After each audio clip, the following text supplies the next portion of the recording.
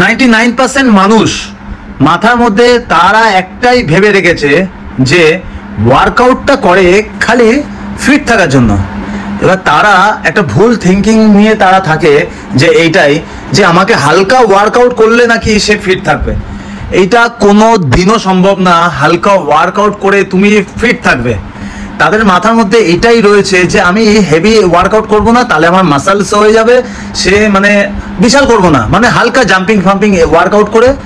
ভাই এইটা একদমই রং, মানে 1000% রং।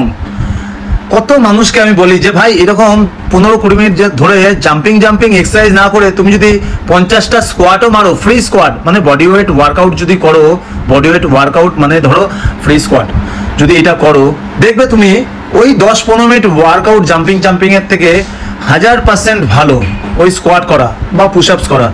কিন্তু মানুষ বেশিরভাগ ভাবে কি জাম্পিং তারপর কার্ডিও ওয়ার্কআউট করলে নাকি তার ফ্যাট লুজ হবে। এটা কোনোদিনও সম্ভব, কিন্তু মানুষকে বুঝিয়ে তুমি পারবে না। তাই বেশিরভাগ ক্ষেত্রে তোমার চুপ থাকাটাই অনেক বেটার, মানুষ বুঝবে না। আর মাসাল মাস কেন দরকার এটা তো মানে 99% মানুষ জানেই না, যে প্রত্যেকটা মানুষ ছেলে হোক কিংবা মেয়ে মাসাল মাস দরকার তাদের।